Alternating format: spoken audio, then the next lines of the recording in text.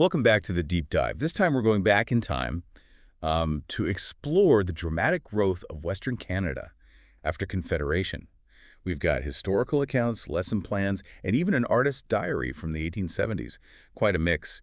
Ready to unearth some fascinating nuggets with me. Absolutely. It's fascinating how the growth of the West wasn't just about farming and railways, as many might think. It's a story interwoven with natural resources, political maneuvering, and the experiences of, well, everyone who ended up calling the West home. Settlers, First Nations, even the newly formed Northwest Mounted Police. Okay, so let's unpack how Canada even acquired this territory. It wasn't just empty land waiting to be settled, was it? No, not at all. The land held and still holds immense value, so control over it was a huge priority for the new Canadian government. Think about the First Nations who were already there, relying on its resources. The salmon on the northwest coast, for example, vital to their way of life. And even the Europeans, initially, they were lured by the fur trade. Ah, so these resources were a driving force from the start. Did that influence how Canada went about securing the West? It definitely did. It was a multi-pronged approach. First, they bought Rupert's Land from the Hudson's Bay Company. This was in 1869, and it became the basis for the Northwest Territories. Then came the treaties with various First Nations, though those were pretty complex agreements. We'll get into those a bit later. And finally, they had to figure out the border with the U.S., which was trickier than you might think. I'm already sensing this was a time of opportunity and conflict. Was there like a particular event that highlighted the need for, well, law and order in this newly acquired territory? Yes, and it's a tragic one, the Cypress Hills Massacre in 1873. It's a stark reminder of the lawlessness that kind of prevailed in some parts of the West, specifically a region they called Whoop-Up Country. Whip-up country. Yeah. That sounds more like a fictional setting than a real place. What was going on there? It was a rough and tumble region in the Cypress Hills, attracted American whiskey traders and wolfers, those guys who hunted wolves for their pelts, often using poison.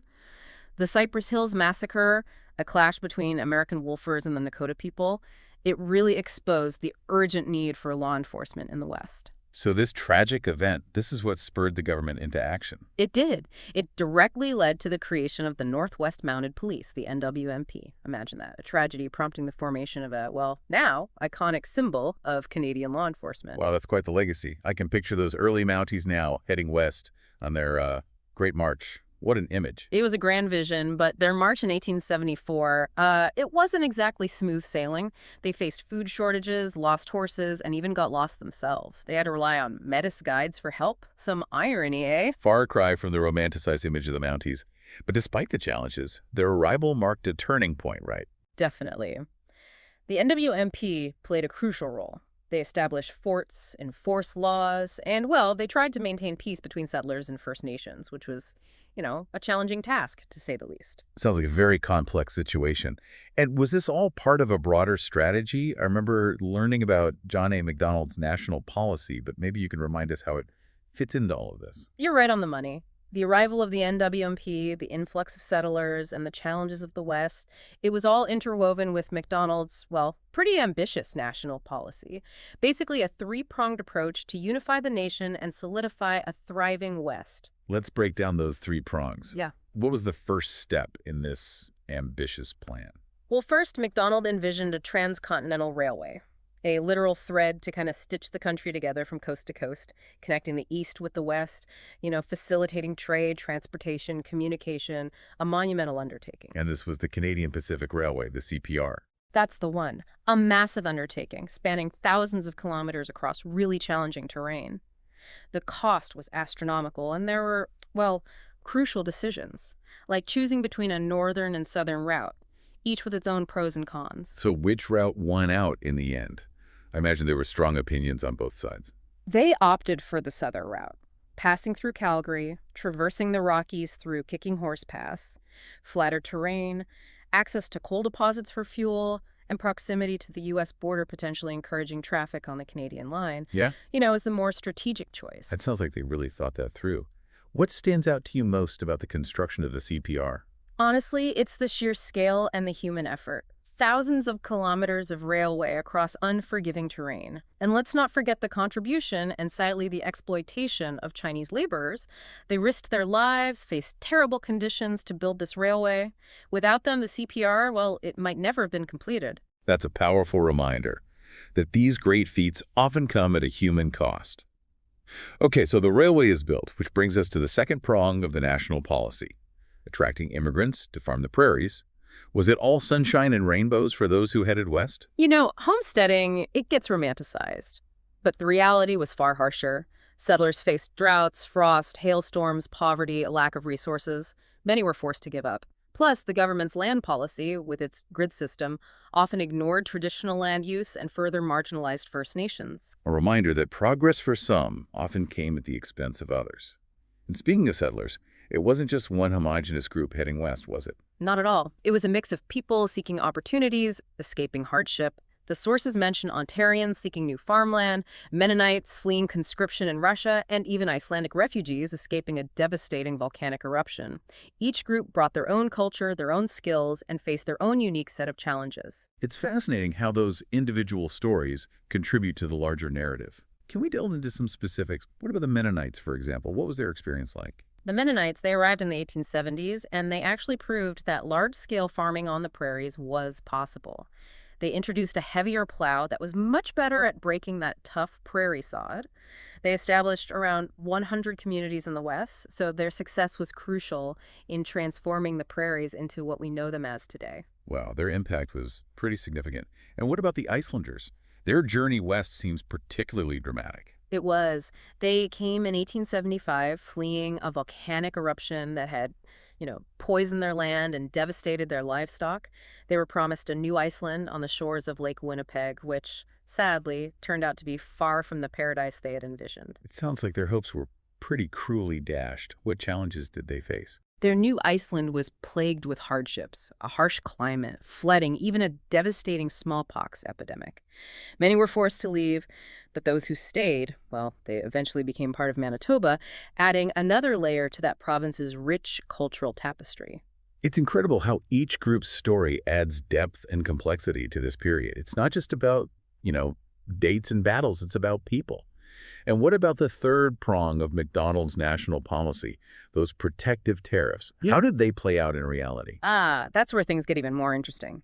You see, the tariffs were designed to boost Canadian industries, but their impact was multifaceted. Sparked a lot of debate, even back then. I can imagine. Sounds like a classic case of good intentions with, well, unintended consequences. Can you elaborate? Well, on the one hand, the tariffs did create jobs and diversify the Canadian economy. Shielded young industries from foreign competition, generated revenue for the government. But they also made goods more expensive for consumers, especially farmers who needed that imported equipment. This led to resentment, especially in the West, highlighting the growing economic disparities between East and West. There's like those tariffs added fuel to the fire of regional tensions that were already brewing. They definitely contributed to that complex dynamic. And we can't forget the most significant impact of all, how all of this affected the First Nations who were already there. It's time to address the elephant in the room. What were the consequences of all this growth and change for the First Nations? Their experiences were profoundly complex and often tragic. The treaties, while intended to ensure peaceful coexistence, often resulted in broken promises and displacement. The government's focus on settling the West, bolstering the economy, it often led to the marginalization of First Nations. They struggled to adapt to a rapidly changing world, faced systemic disadvantages in accessing resources, and participating in the new economy. It's a reminder that the pursuit of progress often comes at a steep price for those who are, well, already inhabiting the land. Okay, so we've covered a lot of ground. From the allure of natural resources to the arrival of the Northwest Mounted Police, McDonald's ambitious national policy, and the diverse challenges faced by settlers and First Nations. It's clear that the growth of Western Canada was a complex and multifaceted story, driven by ambition, shaped by hardship, and marked by both progress and injustice. It absolutely was. And we can't overlook the role of those Northwest Mounted Police trying to bring some order to this rapidly changing landscape. Their presence, while not without its own complexities, was instrumental in shaping the West as we know it. I'm curious, though, what's the one question that keeps, nagging at you after diving into all of this? What's the most significant takeaway for you? For me, it boils down to this. How do we reconcile this narrative of ambition and progress with the inequalities and injustices experienced by so many, particularly the First Nations? How do we acknowledge the complexities of this period and learn from the past to create a more equitable future? That's a powerful question, and one that I hope our listeners will ponder as they continue to explore this, well, pivotal period in Canadian history. Hmm. We've only just scratched the surface, and there's so much more to discover. Absolutely. And speaking of uncovering more, we haven't even touched on the fascinating stories of those treaties and their lasting impact. You're right. Let's delve deeper into that complex aspect of Western expansion right after, well, quick break for our listeners. Those treaties, between the Canadian government and the First Nations, they weren't just simple land transactions. They were these intricate agreements with promises of support, resources, and the hope of fostering, well, an ongoing mutually beneficial relationship. It's easy to kind of overlook those details when we think about history so broadly. What kinds of promises were actually made, and, importantly, were they kept? The treaties varied, but they generally included land reserves, farming assistance, education, annual payments. Sadly, as we've seen, many of those promises, they were broken or just not fully honored, leading to, well, long-lasting tension, distrust, and a sense of betrayal. It's tough to think about those broken promises and how that affects generations. Yeah. Really highlights how these historical injustices continue to shape the present. Absolutely. It's a crucial part of understanding the complete story, acknowledging both, well, the aspirations and the shortcomings. Okay, so we've explored that initial drive west, the securing of the land, the complexities of the treaties, the impact of MacDonald's national policy, and those diverse challenges faced by settlers and First Nations. Where do we go from here? What other aspects of this period can we unearth? Well, you mentioned McDonald's national policy and how it aimed to build, a strong and diverse economy. Let's look closer at the impact of all this growth on the West's economy. Did it succeed? It's a great point. The goal was to kind of move beyond reliance on just a few sectors, right? To Yeah. create jobs, boost industries, and build a more, well, resilient economy overall. Exactly. And while it had its share of successes and failures, it undeniably laid the groundwork for, significant economic development in the West. So what were some of those key industries that emerged or grew during this time? What really shaped the Western economy? Agriculture was huge. All those settlers claiming homesteads, the prairies, with that fertile soil transformed into Canada's breadbasket. Wheat Yeah. production boomed. It's almost poetic, turning vast grasslands into fields of gold and wheat. But I imagine the railway played a key role in transporting those crops to markets further east. Absolutely. The railway, it was a game changer. And it wasn't just agriculture. It opened up opportunities for other industries, mining, forestry, manufacturing. They all depended on that transportation infrastructure the CPR provided. So the railway acted as a catalyst for a kind of ripple effect of development across sectors. That's a great way to put it. And as these industries grew, towns and cities, they sprang up along the railway lines. New hubs of commerce, community, opportunity. It's incredible to think about that transformation, from open prairie to these bustling towns, all connected by this, well, a steel artery. It was a dynamic time, and it's interesting to think about the role of technology in all of this. The sources mention, new farming equipment, like that heavier plow the Mennonites introduced, and of course, advancements in transportation. It makes you wonder, how different the story would have been without those innovations. What if the railway had been delayed, or those farming techniques hadn't changed? That's a thought-provoking question. Technology, for better or worse, really shaped the pace and direction of westward expansion. We've been focusing on the economic and political forces. But what about the social and cultural changes that came with this growth? It must have been a real melting pot of traditions and perspectives. Absolutely right. That influx of diverse immigrant groups, it brought about significant cultural shifts, adding layers of complexity to the West's evolving identity. We talked about the Mennonites and Icelanders. What about other groups? Who else contributed to this cultural mosaic? The sources also highlight, immigrants from Eastern Europe, the British Isles, China, each adding to the cultural tapestry of the West, contributing their unique traditions, languages, perspectives. It speaks to Canada's long history of immigration, that idea of building a nation from diverse roots. But did this mixing of cultures always go smoothly? It's hard to imagine there weren't tensions or clashes. You're right, it wasn't always seamless. There were definitely tensions and challenges as different groups, competed for resources and adapted to, well, a new way of life. Change and adaptation are rarely easy. But ultimately, this cultural blending must really enrich the social fabric of the West. It did. Despite those challenges, the fusion of traditions, languages, and beliefs resulted in, well, a truly unique and vibrant cultural landscape.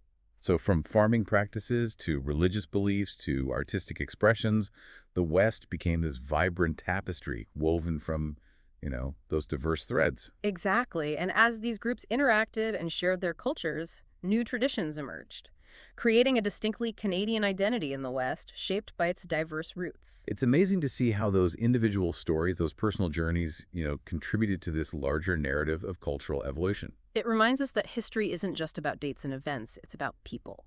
Their struggles, their triumphs, their adaptations, those are the things that breathe life into the historical narrative. And speaking of individuals who left their mark on this era, one figure who keeps appearing in our sources is Father Albert Lacombe.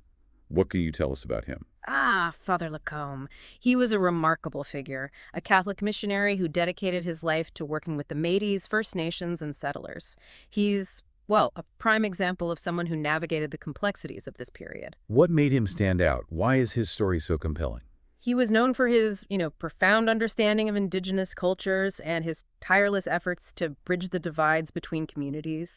He was instrumental in mediating conflicts, advocating for the rights of Indigenous peoples, and promoting, understanding and respect across cultural lines. He sounds like a true peacemaker, a bridge builder in a time marked by so much division and change. He was, and his story embodies the complexities of this period. A time of cooperation and conflict, progress and exploitation, hope and heartbreak.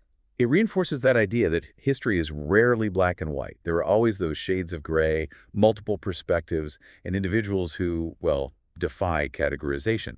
Absolutely, and that's what makes exploring history so fascinating. It challenges us to grapple with that nuance, consider different viewpoints, and recognize the humanity in those who came before us.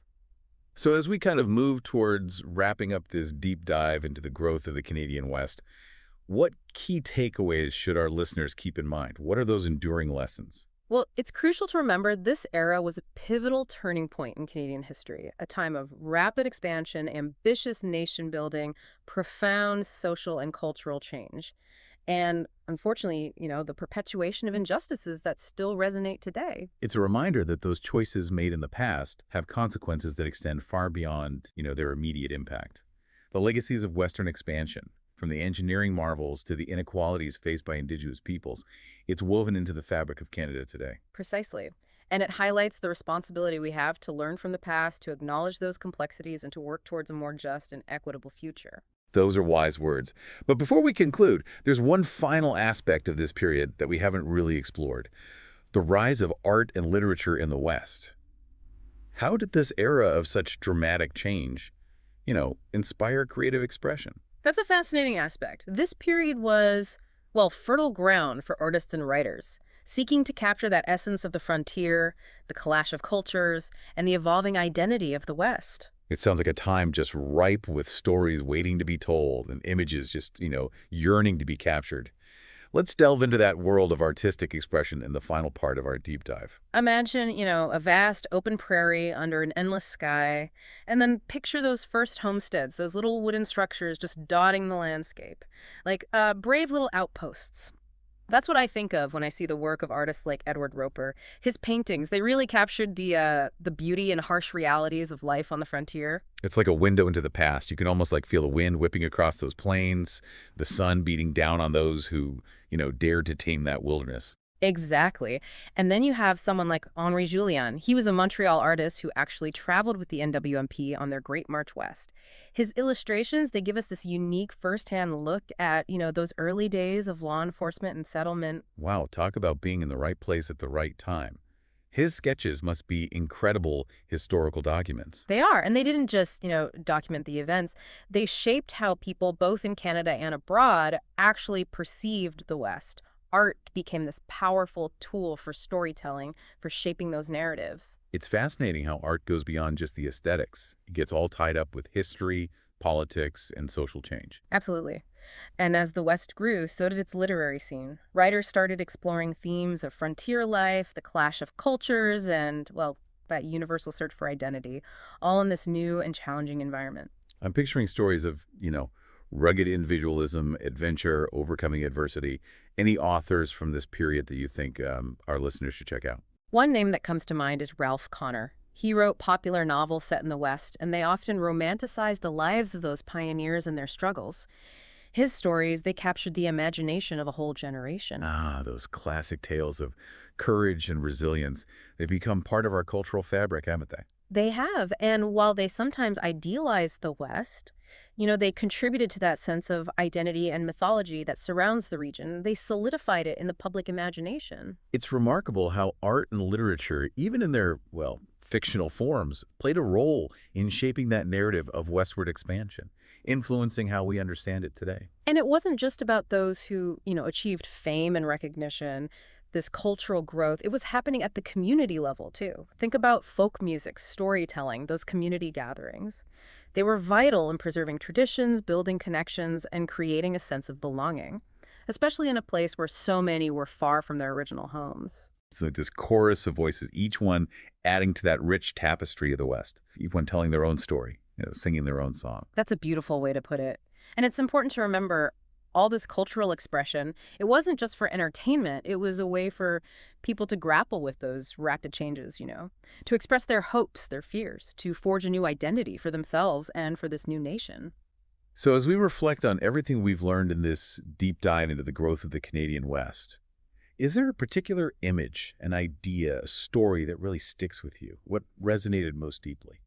For me, it's the image of the railway, that steel ribbon stretching across this vast expanse, connecting those communities, embodying the ambition and, well, determination that fueled this whole era. It's like a physical representation of those dreams and aspirations, a Mhm. symbol of progress and interconnectedness. Exactly. But it's also a reminder of, well, the complex legacy. It represents those triumphs of engineering, but also the exploitation of labor, the disruption of traditional ways of life. It's this powerful symbol of both the achievements and the challenges of westward expansion. It's like a reminder that progress, it's rarely straightforward. It's often paved with, good intentions and unintended consequences. And that's why engaging with history is so crucial. It pushes us to look beyond the surface, to understand those nuances, and to recognize that the past, well, it still shapes our present. Well said. Yeah. It's been an incredible journey exploring those forces that shaped the Canadian West. A story of ambition, resilience, innovation, and yes, even tragedy. But a story that, despite those complexities, still inspires and challenges us today. It certainly does. And we've only just scratched the surface. There's always more to explore, to uncover, to learn. Thanks for joining us on this deep dive into the Canadian West. We hope you've gained, well, a new appreciation for this pivotal period and for all those diverse stories that make up its history. And remember, the exploration doesn't end here. Keep those minds curious, keep asking those questions, and keep, digging deeper. There are countless stories out there waiting to be discovered. Until next time, keep exploring.